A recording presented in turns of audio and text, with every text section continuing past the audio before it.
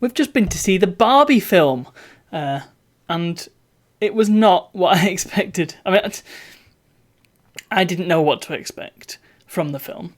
I knew that there was more to it than it just being Barbie. I knew that it wasn't just a surface sort of film that was happy fun for everybody. I knew that there was a degree of depth to it, and the degree of depth to it there was. Also Will Ferrell. It was a strange film. I have to say, it did have the message I thought was very important, in that, well, now that I'm thinking about it, I mean, it is important because it the whole point of the film is to highlight that women do not have an equal place in society, which is, that's something that really needs to have been sorted out by now, but it hasn't been. And the film directly addresses that point. And it also discusses toxic masculinity, which is definitely a thing, and needs sorting out. Men stink. And, well, that was kind of it, really. That was the main theme of the film. Also, that not everything has to be perfect all the time. So, three very important things that we need to figure out in our lives, and it's useful to have these things presented to us in film format. But the way in which it was presented, it was a little bit odd. There was a lot of dancing, and I do like a good dance number. Did sometimes feel like the dancing just went on a little bit, and like there was a disco at the start, and it was just people dancing for ages. Okay. And there was a bit of a dance number at the end that seemed to go on for quite some time. Okay, fine. But just, I don't know, it felt a little bit long to me. And there was also, I mean, there's going to be spoilers, obviously. If you haven't worked that out by now, then I'm sorry to have spoiled the film for you. There is interaction between Barbieland and the real world.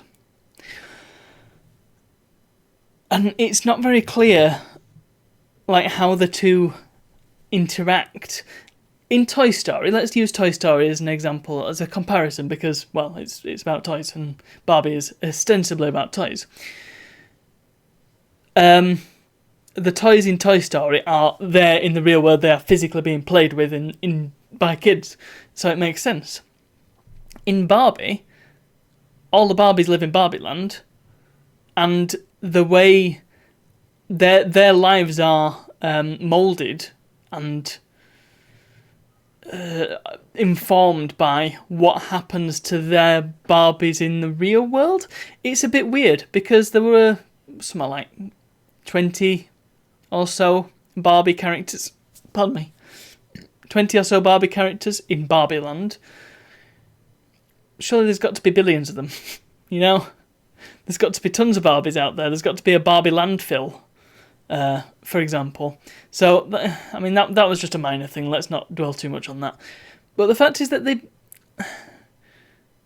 things happened to Barbie the character based on what had happened to her toy in the real world, and I just don't know how that can interact. But then she goes to the real world, and so she's a person in the real world, even though she was a toy in the real world. It's all a bit puzzling. It didn't really make a whole lot of sense.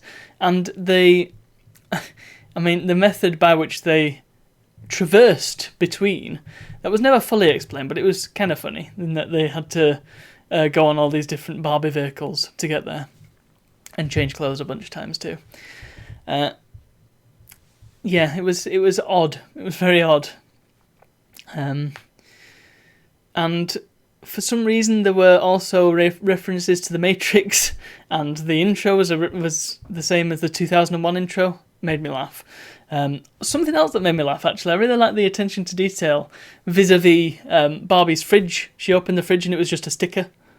And she poured herself a drink, but then nothing came out of the bottle, and then she drank nothing out of the cup. Yeah, there was lots of little things like that were really good. And she slid into a pool, but then the pool was just blue plastic. Yeah, it was great. And then, of course, the whole thing of Ken discovering that actually the real world is run by men, and so he comes back and thinks, oh, we need to run this place. We men who have been downtrodden need to run this place. And so I liked the role reversal. I thought I appreciated that. It just, I don't know if it was handled as well as it. Well, it was handled fairly well, I think, because the Kens, spoilers, the Kens took over Barbieland and named it Kenlanddom, and changed all the music and changed everything to man stuff like cars and trucks, and mini fridges. And all the Barbies became subservient, because that's what Ken had seen in this book that he got called Why Men Rule the World, literally. Which is worrying, because I'm considering that might be actually a real book. Anyway, let's move on from that. Sorry, I'm not. My thoughts are not together at all tonight. What was I saying? Oh yes, and then the Kens who had taken over, Barbies managed to wrestle the control back from them, and so everything was back to the way it was, and the Kens were once again downtrodden, because they were meant to be a Barbie accessory. They're not actually. The Kens didn't have any identity of their own. That was the whole point. Which, again, is an allegory for men not really having much of an identity, in many ways. But then, so they had to start from scratch, which is exactly what women had to do, the suffragettes and all that, and the vote, and we kind of forget about how little women had at one point. And so the Kens had to have very little as a result.